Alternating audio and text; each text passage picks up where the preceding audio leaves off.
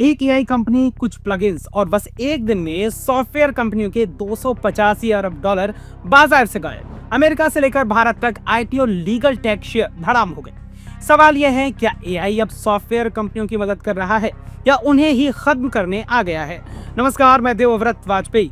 आज बिजनेस नामा में समझेंगे एंथ्रोपिक के एआई प्लगइन्स, सास, पोकैलिप्स और सॉफ्टवेयर इंडस्ट्री का नया डर क्या है।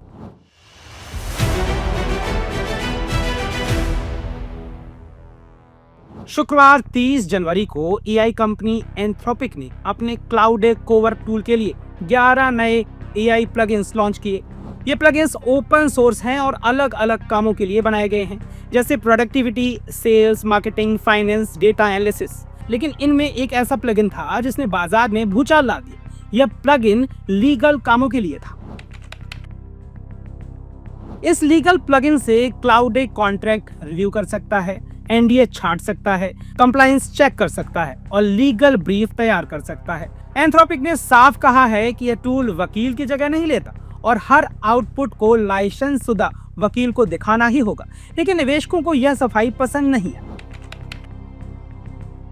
प्लगइन्स के ऐलान के बाद थॉमसन रॉयटर्स के शेयर 15% से ज्यादा गिर गए। रिलैक्स, जो लेक्सिस नेक्सिस की मालिक है, 14% टूट गई। लीगल जूम करीब 20% टूट गई और गोल्डमैन सैक्स का सॉफ्टवेयर शेयरों का बास्केट अप्रैल के बाद सबसे बड़ी एक दिन की गिरावट झेलता नजर आया।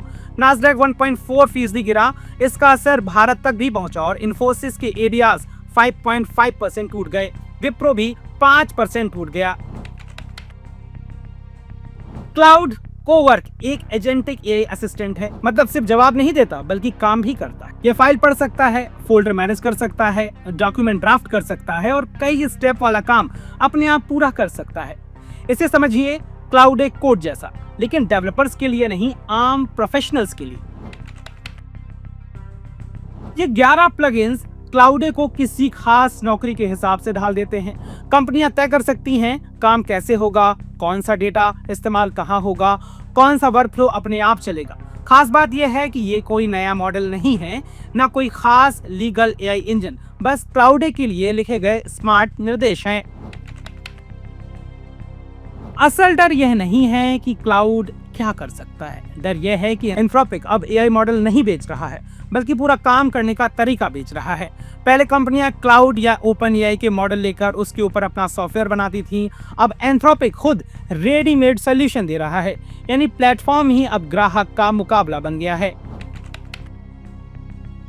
ब्रोकरेज फर्म जेफरीज ने इस बिक्वाली को नाम दिया है सास पोकैलिप्स। पहले कहानी थी एआई सॉफ्टवेयर कंपनियों की मदद करेगा, अब कहानी बदल गई है। यह खुद सॉफ्टवेयर कंपनियों को रिप्लेस कर सकता है। जेफरीज के मुताबिक बाजार में इस वक्त बस निकलो वाली बिक्वाली चल रही है। जेफरीज का कहना है कि कॉर्पोरेट बाजार में एंथ्रोपिक ओपन एआई से आगे निकलता दिख रहा है। आज एंथ्रोपिक के 80% ग्राहक एंटरप्राइज हैं, यानी बड़ी कंपनियां। क्लाउड कोड कुछ ही महीनों में $1 अरब का सालाना रेवेन्यू छू चुका है। एंथ्रोपिक अब $20 अरब जुटाने की तैयारी में है और वैल्यूएशन $350 अरब तक पहुंच सकता है। इस गिरावट की चपेट में डॉक्यूसाइन, सेल्सफोर्स, एडोबी, सर्विसनाउ अब आ गए हैं और यहां तक कि जो कंपनियां सॉफ्टवेयर को लोन देती हैं वो भी गिरी। डर साफ है, अगर एआई इतनी तेजी से वर्कफ्लो संभालने लगा तो कई सास कंपनियों का बिजनेस मॉडल खतरे में पड़ सकता है।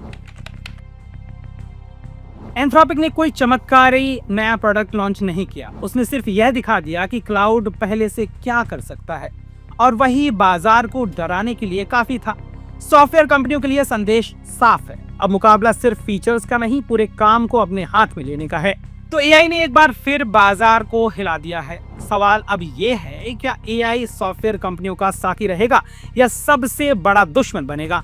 आप क्या सोचते हैं? कमेंट में जरूर बताइए। वीडियो पसंद आया हो तो लाइक करें, शेयर करें और बिजनेस स्टैंडर्ड हिंदी को सब्सक्राइब करना बिल्कुल ना भूलें।